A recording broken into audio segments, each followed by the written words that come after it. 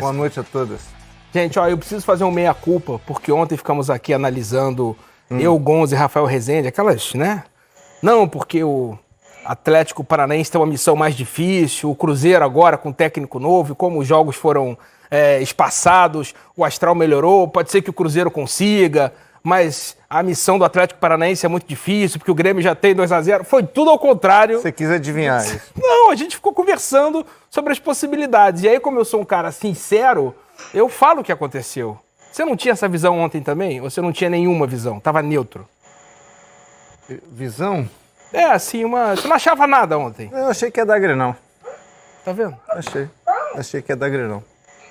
Tem gente no Sul triste porque não deu e comemorando porque não deu, porque senão seria um cataclismo. A atuação do Atlético foi muito boa, foi fantástica. Então é bom perfeito, ter a língua queimada desse jeito, pela bola que o Atlético jogou. Jogou muita bola no primeiro jogo da noite. E no segundo jogo da noite, o Cruzeiro jogou pouca bola e o Inter voltou a ser o time competitivo, que foi no Maracanã contra o Flamengo e não foi no Beira-Rio contra o mesmo Flamengo pela Libertadores. E a gente falava também do jejum do Guerreiro, André. E aí o Guerreiro vai hoje e mete 2, né? Pra queimar nossa língua de novo. Não, e o Nico Lopes também dando passes. O Nico Lopes ainda não marcou, mas ele fez uma belíssima partida hoje. E o Guerreiro, tanto que foi criticado, né? Principalmente no Peru, por ter pedido a desconvocação. O Gareca disse que não era a favor, mas ao mesmo tempo entendia a situação. E o Guerreiro bateu o pé, quis ficar. Então, uma moral inacreditável agora com a torcida do Internacional, sem dúvida nenhuma, né? Bom, amanhã tem o sorteio, né? A partir das 3 da tarde, se eu não me engano, para definir os mandos e tudo mais. O Inter chega a terceira vez na final, ganhou uma vez, 92. Perdeu para o Corinthians em 2009. E o Atlético Paranaense chega pela segunda vez, nunca venceu a Copa do Brasil. Perdeu para o Flamengo em 2013. Exatamente. Isso só mostra o trabalho do Thiago Nunes, né? Que já no ano passado venceu a Sul-Americana. Esse ano perdeu peças importantes, principalmente o Renan Lodge, o Rafael Veiga, que voltou para o Palmeiras. Então, assim, o time deu uma enfraquecida e mesmo com a eliminação que foi dura, né, na Libertadores, para o Boca Juniors, perdeu em casa, perdeu na Bombonera, muitos acreditavam que o Thiago Nunes não ia conseguir mais extrair desses jogadores do Atlético Paranaense. E essa vitória, da maneira que foi, em cima do Grêmio, que jogando um futebol muito bonito, como o Renato gosta de falar, o melhor futebol do Brasil, é uma vitória gigantesca, dá muita moral para chegar nessa decisão aí. E a vitória do Inter hoje também incontestável, né, Lédio? Pelo que jogou o time do Sul, pelo que jogou o Cruzeiro. Incontestável. Estou vendo os números aqui do jogo, a gente vai falar sobre isso com mais detalhes daqui a pouco. 20 finalizações do Inter contra 11 do Cruzeiro, 9 chances claras de gol do Inter contra 3 do Cruzeiro. Quase um massacre. Se você quiser falar O Inter foi melhor o tempo inteiro, mas de uma forma absolutamente convicta contra um Cruzeiro que parecia não jogar um jogo decisivo, parecia um jogo qualquer pro Cruzeiro. Se você quiser falar com mais detalhes, é só virar a cadeira para trás, já estão lá Milton Leite, tá aí, Bob Faria, beleza, e Ricardinho. Nem tá frio aí, né? Que loucura, né? Tá vendo só, cara? Mágica. Os caras aí atrás já, soprando no teu cangote e você nem deu bola. Impressionante. É isso mesmo que o Lédio... da televisão. Tô maravilhado com isso. O Bob assoprou agora, você viu? Senhores, é isso aí que o Lédio resumiu aqui para vocês do jogo, sobre a vitória do Inter em cima do Cruzeiro. Quem sou eu para contestar este mito que é Lédio Carmona? É isso, exatamente isso. Aliás, o Bob e o Ricardinho, ao longo da nossa transmissão, destacaram, né, como o Internacional foi superior praticamente ao longo de todo o jogo, né? Talvez ali nos primeiros 5, 10 minutos. A primeira grande chance de gol do jogo foi do Cruzeiro, né?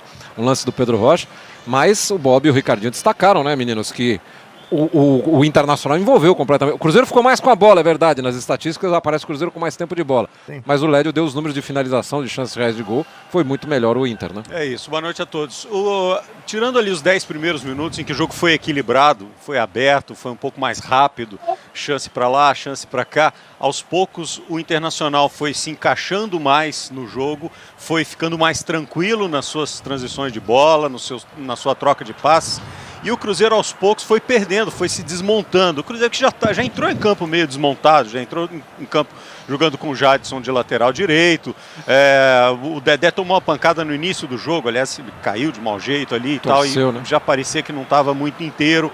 e errando muitos passes, enquanto o Internacional jogava com mais tranquilidade, jogava com mais facilidade, o passe chegava com mais eficiência, né, e tinha mais possibilidade de chegar perto da área do Cruzeiro. O Internacional foi tomando conta do jogo e foi melhor durante todo o tempo. É um time mais arrumado, né, Ricardinho? Convenhamos, é um trabalho mais longo, é um time que já está mais acertadinho. Hoje foi só o 4º jogo do Rogério dirigindo o time, ou seja, ele ainda está tentando encontrar um jeito, né? Exatamente. Um abraço a todos os amigos lá do Troca.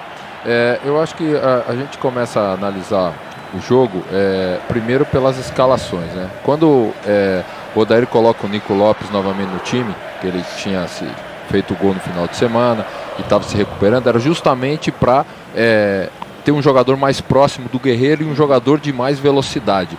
Porque enquanto estava o Sobis, que é um jogador na história do Inter, um jogador de gols decisivos, mas o time ficou muito lento. Então ficava D'Alessandro, Sobis e Guerreiro. Ou seja, o time só com Edenilson e Patrick saindo de trás. Então quando ele coloca o Nico Lopes, é para encostar no Guerreiro e para ter essa velocidade. E isso acontece, porque com 10 minutos o Nico Lopes já tinha feito 2 finalizações. O primeiro gol sai de um erro do Cruzeiro, mas de uma puxada do Nico Lopes, que joga no D'Alessandro. O D'Alessandro erra um pouquinho o domínio de pé direito, porque é canhoto, e aí na segunda bola ele só pinga na área, aquela pingadinha, e pega o Guerreiro de frente. O Inter estava na frente. O Cruzeiro errou muitos passes, jogador do início da jogada, o Robinho, não foi bem hoje no jogo, errou demais, né, e por isso foi substituído.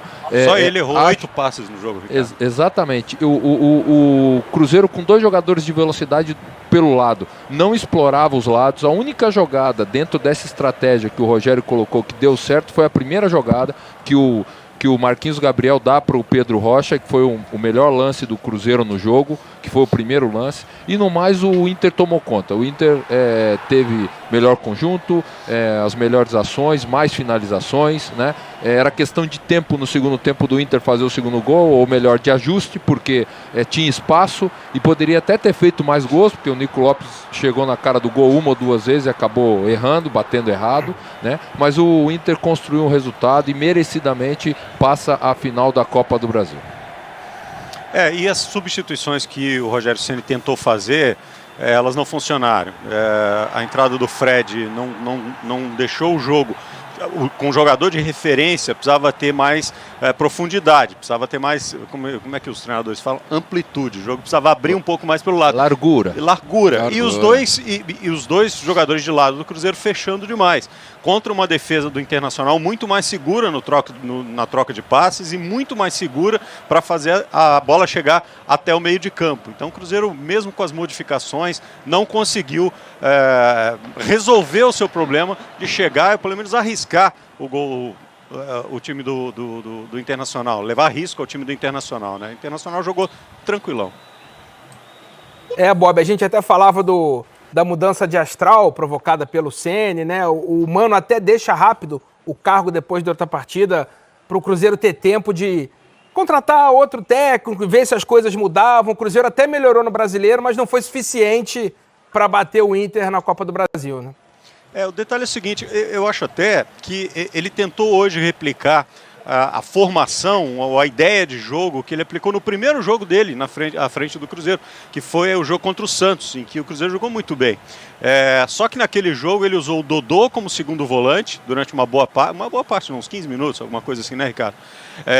E o Egídio na lateral esquerda. O Dodô foi muito bem ali no meio. Depois, quando ele tirou, quando o Santos perdeu um jogador, ele trouxe o Dodô para a lateral esquerda e trouxe o Thiago Neves para fazer um segundo volante ali no meio de campo, e o time encaixou um pouco mais. Ele tentou entrar jogando dessa forma e hoje não funcionou, muito em função do erro individual, em função do passe. Tanto que o primeiro gol sai num erro de passe do Dedé, o que não acontece com muita frequência. Acho que quando você tem jogadores da posição no banco, você precisa saber se esses jogadores não têm condições de atuar, eles não podem ficar no banco.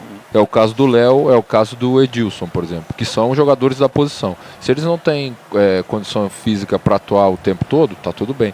Mas, por exemplo, o Edilson poderia, de repente, por ser um lateral, ter entrado na lateral, né? E ter colocado o Jadson, que é um jogador de meio e que poderia de repente dar esse passe, já que o Robinho não estava bem no jogo, poderia dar esse passe, esse início à jogada, ser mais uma opção, né? Quando ele coloca o Henrique de zagueiro, improvisa o Henrique de zagueiro e tem o Léo no banco, ele até ia colocar o Léo. Se o Léo não tem condições, porque está voltando de contusão, então não fica à disposição do banco. Se está, deveria você colocar um zagueiro de origem Tinha até o Kaká, né? Ou o Kaká, que é o jovem zagueiro, entendeu? Por quê? Porque você acaba desestruturando um pouquinho, né? Por exemplo, o Henrique, ele não está fazendo uma grande partida, mas ele é um jogador no meio do Cruzeiro que ele dá uma sustentação boa ao time. Quando ele coloca o Henrique de zagueiro, ele abre o meio-campo. E o segundo tempo, com a entrada mesmo do Ariel, o segundo tempo do Cruzeiro, o meio-campo foi com muito espaço, né? O Cruzeiro nem conseguia jogar e nem marcava o time do Inter. Essa que é a realidade. Agora, é importante dizer que o Internacional jogou de maneira muito organizada, tranquila, né, sem se preocupar em ficar muito tempo com a bola, mas sendo extremamente eficiente na troca de passes, chegando à frente quando foi necessário. Quer dizer, o Internacional também não deixou o Cruzeiro jogar, então acho que é muito mérito também do Internacional. Aliás, é um grande mérito do Internacional empurrado pela sua torcida. Muito bem. Fala, Hernan. Não, é só um detalhe, que isso que o Ricardinho estava falando, da questão da falta de entrosamento, por mexer, acabar improvisando muito. O Thiago Neves, para os companheiros da Rádio Itatiaia, falou o seguinte, que muitas improvisações no mesmo setor acaba atrapalhando, acaba deixando o time sem entrosamento. Então, assim, vai muito de encontro com a análise, né, dos jogadores ali na saída do campo. As mexidas do Rogério, que inclusive chegou até a aquecer o Léo, e aí acabou mudando a alteração. O fato é que não deu tempo para o Rogério arrumar o Cruzeiro do jeito que ele imaginava. Você pode até arrumar um time rapidamente, como o Jorge Jesus conseguiu, mas é um encaixe pontual. Improvável até, né? Com o Flamengo do Jorge Jesus, assim mesmo perdeu para o Bahia de 3-0, perdeu para o Emelec em Guayaquil, teve seus momentos também de imperfeição. E se você olhar o desempenho do Cruzeiro com o Rogério Ceni, eu acho que é absolutamente normal, ele ganhou do Santos, como disse o Bob, jogando bem, mas ele jogou com um jogador a mais o jogo inteiro, praticamente. O Santos teve um jogador expulso. Primeiro minuto. No primeiro minuto. Empatou com o CSA, jogando bem o primeiro tempo e mal o segundo. Empatou com o CSA. Contra o Vasco, ele não merecia vencer. Ele venceu o Vasco num jogo que o Vasco poderia até ter ganhado, ou pelo menos empatado. Ganhou um gol no final. Então, é um time que busca ainda a transição entre o Cruzeiro do Mano e o Cruzeiro do Rogério Ceni, que vai ser um time mais solto, mais envolvente, com outro padrão. Só que não dá pronto, não está pronto. Jogou contra o Inter, que está pronto, por mais que tenha ido mal nos confrontos.